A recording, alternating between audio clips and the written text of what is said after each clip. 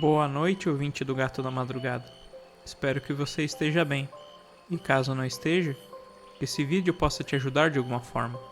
Hoje eu trago para vocês mais um conto de Edgar Allan Poe. A Ilha da Fada, The Island of the Fae, 1841. A música, diz Marmontel naqueles Contes Moraux, que os nossos tradutores persistem em chamar de contos moralistas, parecem zombar do espírito e é o único dom que provoca prazer por si só. Todos os outros exigem testemunhas. Ele confunde aqui o prazer de ouvir sons agradáveis com o dom de os criar. Do mesmo modo que qualquer outro talento, a música não é capaz de dar um gozo completo se não houver uma segunda pessoa para apreciar a sua execução. E a faculdade de produzir efeitos que se gozem plenamente na solidão não lhe é particular. Ela é comum a todos os outros dons. A ideia que o contista não conseguiu conceber claramente, ou que na sua expressão sacrificou ao amor nacional do conceito, é sem dúvida a ideia muito defensável de que a música do mais elevado estilo é a mais sentida quando estamos absolutamente sós. A proposição sob essa forma será admitida à primeira vista por aqueles que amam a lira por si mesmas e pelas suas vantagens espirituais. Mas há um prazer que está sempre ao alcance da humanidade decaída, e é talvez o único, que deve ainda mais que a música à sensação acessória do isolamento. Refiro-me à felicidade que se experimenta na contemplação de um quadro da natureza.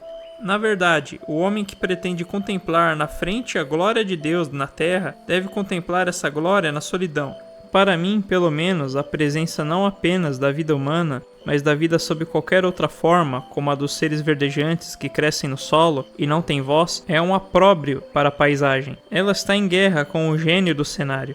Sim, na verdade eu gostaria de contemplar os vales sombrios, as rochas pardacentas, as águas que sorriem silenciosamente, as florestas que suspiram em sono ansioso, e as montanhas orgulhosas e vigiantes que olham tudo do alto.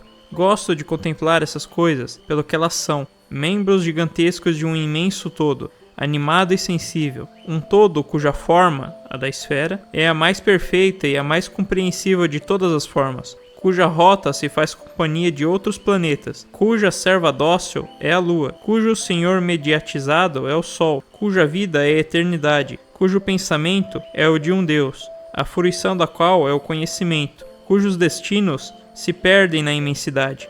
Para quem nós somos uma noção correspondente à noção que temos dos animáculos, que infestam o cérebro, um ser que nós olhamos consequentemente como inanimado e puramente material, a apreciação muito semelhante a que esses animáculos devem fazer de nós. Os nossos telescópios e as nossas investigações matemáticas confirmam totalmente, não obstante a hipocrisia dos padres mais ignorantes, que o espaço e por consequência o volume é uma consideração importante aos olhos do Onipotente. Os círculos em que se movem as estrelas são os mais apropriados à evolução, sem conflito do maior número de corpo possível. As formas desses corpos são exatamente escolhidas para conterem sobre uma dada superfície a maior quantidade possível de matéria, e as próprias superfícies estão dispostas de forma a receber uma população mais numerosa do que poderiam conter se essas mesmas superfícies estivessem dispostas de outro modo. E do fato de o espaço ser infinito, nenhum argumento se pode tirar contra essa ideia, que o volume tem um valor aos olhos de Deus, pois para preencher esse espaço pode haver um infinito de matéria. E como vemos claramente que dotar a matéria de vitalidade é um princípio, e mesmo até onde nos é dado julgar, o princípio capital das operações da divindade.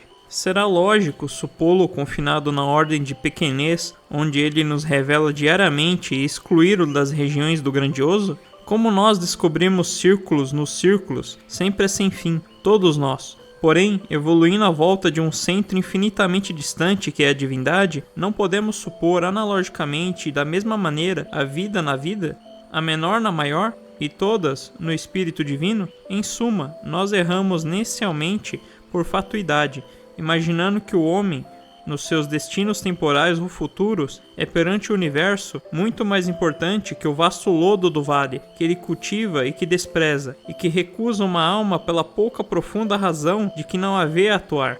Estes pensamentos e outros semelhantes deram sempre às minhas meditações no meio das montanhas e das florestas junto dos rios e do oceano uma variação que as pessoas vulgares não deixarão de chamar de fantástica. Os meus passeios errantes no meio de quadros desse gênero têm sido numerosos, singularmente curiosos, muitas vezes solitários, e o interesse com que eu vagueei por mais de um vale profundo e sombrio ou contemplei o céu de muitos lagos límpidos era grandemente aumentado pela ideia que vagueava só, de que contemplava sozinho.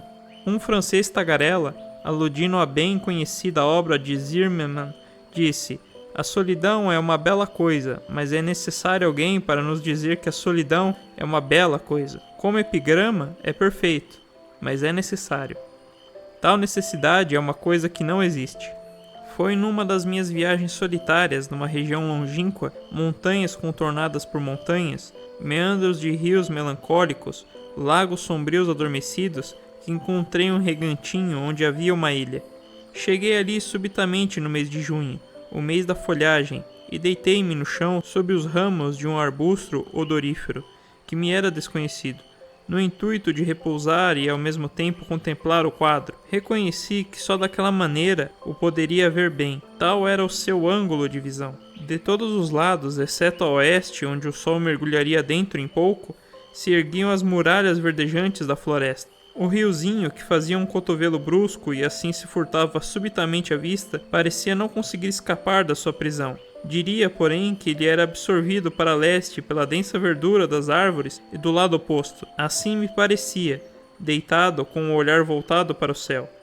Caí no vale, sem transição e sem ruído, uma cascata maravilhosa de ouro e púrpura, provinda das fontes ocidentais do céu. No meio do solitário regato, uma pequena ilha circular repousava mais ou menos ao centro da estreita perspectiva que o meu olhar visionário abrangia. Estava magnificamente recoberta de tons verdejantes. A margem e a imagem de tal modo se fundiam, que o todo parecia suspenso no ar. A água transparente assemelhava-se tanto a um espelho que era quase impossível adivinhar em que ponto do talude de esmeralda começava o domínio de seu cristal. A posição em que me encontrava permitia que eu abrangesse com um só olhar as duas extremidades, leste e oeste da ilhota, e nos seus aspectos observei uma diferença singularmente nítida. Do lado ocidental era tudo um radioso harém de belezas de jardim, abrasado e avermelhado pelo olhar oblíquo do sol. Sorria em todas as flores. A relva era curta, elástica, cheirosa e entremeada, de belas cores. As árvores eram flexíveis, alegres e eretas, esbeltas e graciosas, orientais pela forma e pela folhagem, de casca polida, luzidia e versicolor.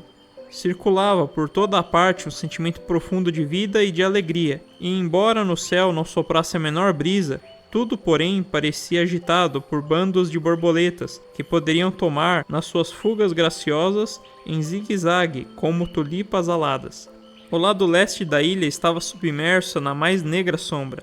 Pairava em todas as suas coisas uma tristeza fúnebre, mas cheia de calma e beleza. As árvores tinham uma cor escura, e suas formas e suas atitudes eram lúgubres. Torciam-se como espectros tristes e solenes, evocando ideias de irremediável desgosto e morte prematura. A relva revestia-se de cor carregada de ciprestes, e de suas hastes pendiam languidamente as pontas. Erguiam-se dispersos vários montículos, disformes, baixos, estreitos, não muito compridos, com aspecto de túmulos, embora acima deles, à sua volta, medrassem a ruda e o alecrim. A sombra das árvores tombava pesadamente na água e parecia ali sepultar-se, impregnando das trevas as profundezas do elemento.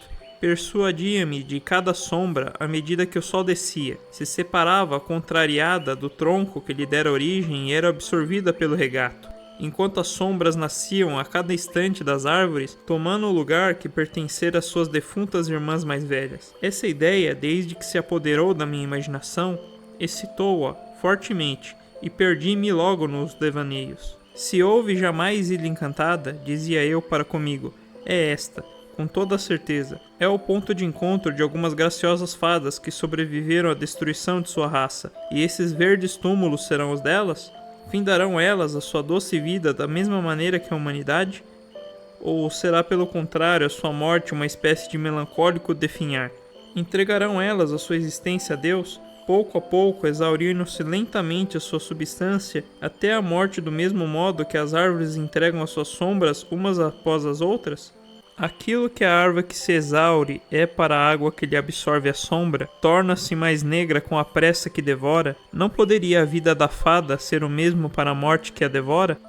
Enquanto assim devaneava, com os olhos semicerrados, e o sol descia rapidamente para seu leito, e turbilhões giravam a toda a volta da ilha, levando no seu seio grandes e luminosas escamas brancas soltas dos troncos dos sicômoros, escamas que uma imaginação viva poderia, graças às suas várias posições na água, converter daquilo que mais lhe agradasse. Enquanto eu assim devaneava, pareceu-me ver um vulto de uma dessas fadas, com que eu tinha sonhado, destacar-se da parte luminosa e ocidental da ilha e avançar lentamente para as trevas.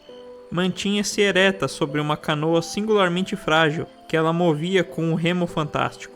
Enquanto esteve sob a influência dos últimos e belos raios do sol, a sua atitude parecia revelar a alegria, mas assim que passou a região das sombras, a tristeza mudou suas feições. Lentamente foi deslizando pouco a pouco, dando a volta à ilha, e reentrou na zona de luz. O círculo que a fada acaba de fazer, continuei eu, sempre a sonhar, é o ciclo de um breve ano de sua vida. Ela atravessou o seu inverno e o seu verão, aproximou-se um ano da morte.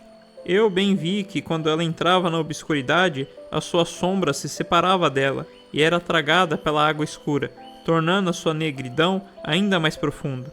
E o barquinho apareceu de novo com a fada, de novo da luz para a escuridão, que se tornava mais densa de minuto a minuto, e novamente sua sombra, destacando-se, caiu no ébano líquido e foi absorvida pelas trevas. Várias vezes ela fez o circuito da ilha, enquanto o sol se precipitava para o seu leito, e de cada vez que ela emergia para a luz, mais tristeza havia na sua expressão, e mais fraca, mais abatida e indistinta ela se mostrava.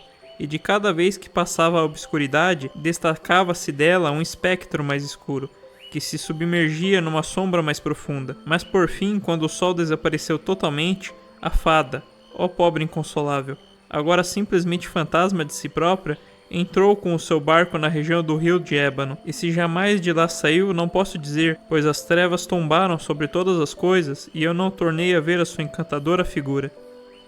Obrigado por ouvir até o final. Curta e compartilhe para apoiar essa iniciativa.